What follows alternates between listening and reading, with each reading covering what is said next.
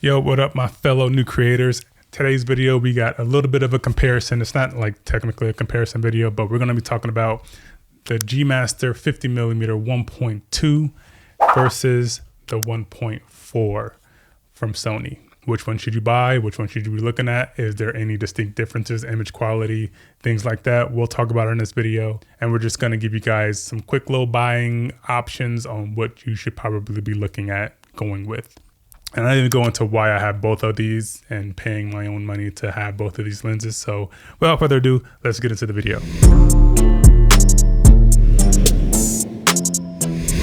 All right, guys, I'm not necessarily going to waste your time. Right off the bat, which one should you go with? Which one is the better option? It's obviously going to be the 1.4 G Master just because of the price alone.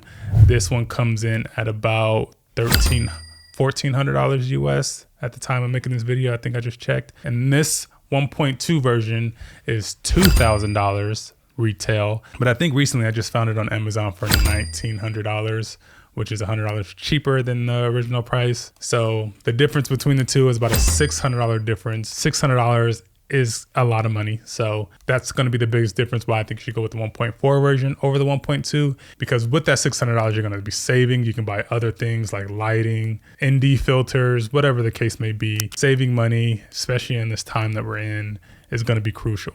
So right off the bat, if you're going to go with a 50mm option from Sony and you want the highest quality 50mm you can get the 1.4 version. Not to say the 1.2 version is bad. I think pound for pound, this is a better lens, but for $600 more expensive, it's not that much better if you get my drift. The biggest difference from image quality obviously is going to be the 1.4 versus the 1.2. If you're somebody that's super nitpicky about that type of stuff, 1.2 obviously is going to give you more flexibility and low light, but just know that when you're using it at 1.2, that depth of field is going to be very, very narrow and you can easily miss focus. And you have that scarcity of having your autofocus jump around to different things because, again, that field of view is going to be so small that it's a hit or miss of whether you're going to be getting things in focus or not. And just take it from me, I've owned the 1.2 version for a while now, and I bought it before I bought the 1.4 version.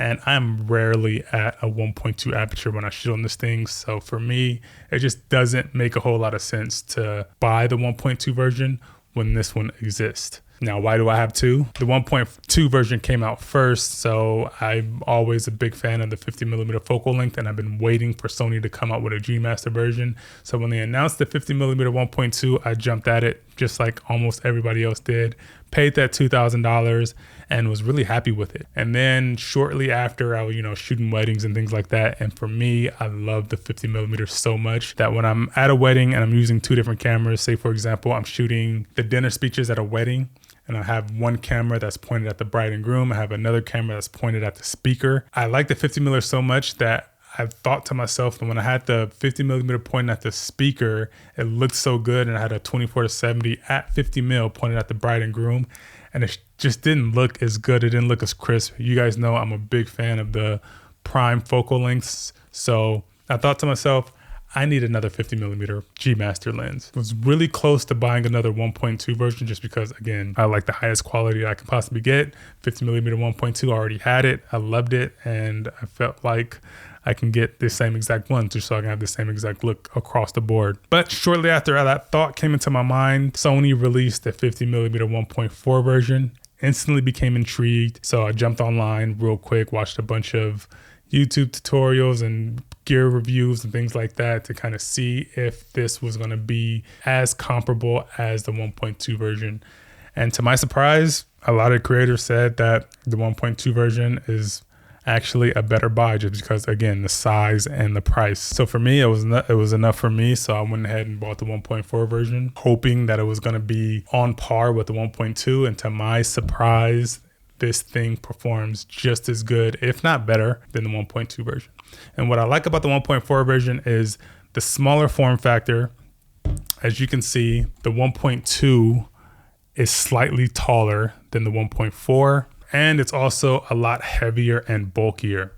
Not necessarily a deal breaker for me because I actually like having bigger and heavier lenses to pair with my cameras, just because I'm pretty much a handheld shooter, and a heavier rig usually helps with image stabilization. So for me, I like bigger lenses, but I know a lot of other people out there like the smaller, more compact style type lenses. So if that's something that you're into, 1.4 version easily wins in this category. Especially too, if you are someone that uses gimbals a lot, and let's say you bought a DJI Ronin 3, not the Pro version, the smaller version, you're gonna have a tough time balancing the 1.2 version on that type of gimbal. But the 1.4 version balances on that thing no problems at all. And that's another reason why I like the 1.4 version, is because I can fly this thing on a gimbal.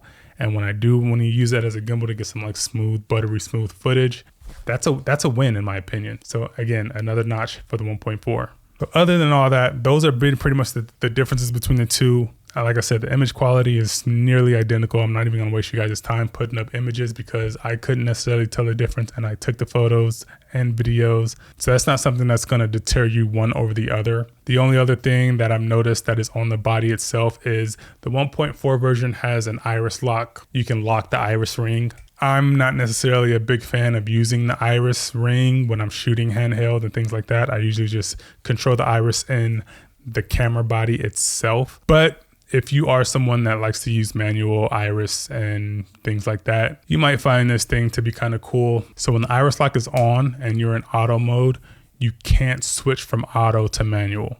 You would have to unlock it, switch over to manual, and then do your thing. Vice versa, when you are in manual mode and the iris is locked, you can still move freely and do your manual iris, but you can't switch back over to auto. It's basically the only thing. I mean, I guess it's kind of cool to keep you from going from auto to manual and manual to auto accidentally, just locking that thing down. But like I said, I don't necessarily use it, but I think that's a welcome focus for those of you that do like to use the manual iris ring. So guys, quick video. That's what I think about the two. You can't really go wrong with either one, obviously. And if you find yourself in a situation where the low light is extreme and you need that extra 2 stops, obviously the 51.2 version is going to be something that you're going to want to use. Or if you just like having bigger, beefier lenses that's on the front of your cameras, 51.2 is going to be your go-to. If you can resonate with that extra $600 that you're spending just to go from 1.4 to 1.2, that's your prerogative. For most of us, 1.4 is going to be the go-to. Even having both of these lenses, I find myself going to the 1.4 version a lot more often just because I feel like it's just easier to tug around, easier to carry. But that's not to say I don't. I do use both of them pretty regularly, and that's just my opinion. So if you guys like the video, make sure you guys subscribe, comment below, let me know what you guys' thoughts. If you have the 51.2 or the 1.4, let me know how you guys like it. And until next time, I will see you guys in the next video. Peace.